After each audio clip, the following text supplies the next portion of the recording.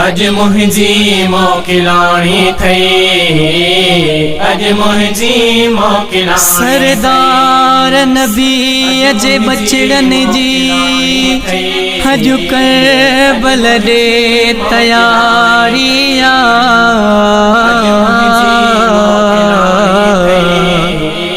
ऐ हुसैनी सदाकत गुलड़न जी अज करबल दे तैयारिया। अज मुंहिंजी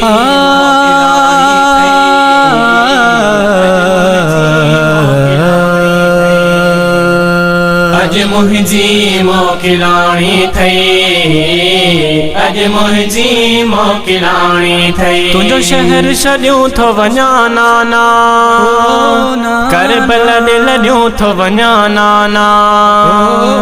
तुंहिंजो शहर छॾियूं थो वञा नाना, करबल ॾे लॾियूं थो वञा नाना।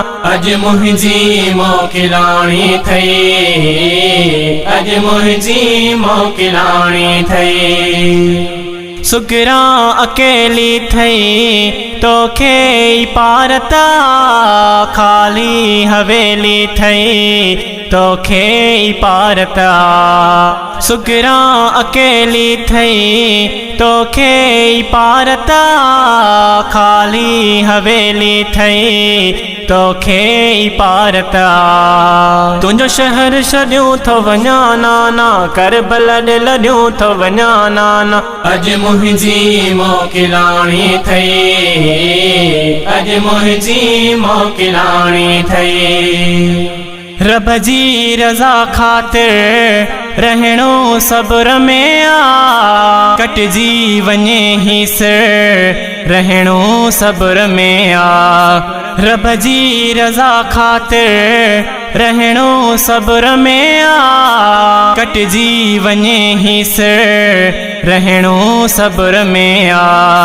तुंहिंजो शहर छॾियूं थो वञा नाना, करबल ॾे लॾियूं थो वञा नाना। अज मुंहिंजी मोकिलाणी थई, अज मुंहिंजी मोकिलाणी थई। वञणो मदीने खां अज दूर आ नाना, कुर्बानी बचड़न जी मंज़ूर आ नाना।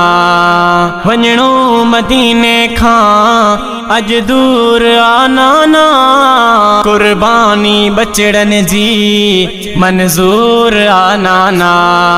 तुंहिंजो शहर छॾियूं थो वञा नाना, करबल ॾे लॾियूं थो वञा नाना।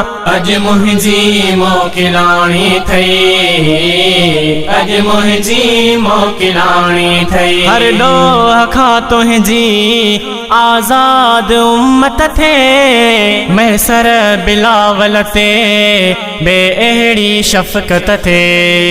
हर ॾोह खां तुंहिंजी आज़ाद उम्मत थे, महीसर बिलावल ते बे अहिड़ी शफ़क़त थे।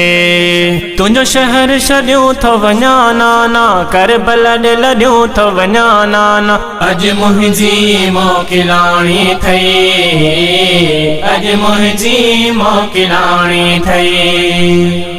अज मुंहिंजी मोकिलाणी थई, अज मुंहिंजी मोकिलाणी थई।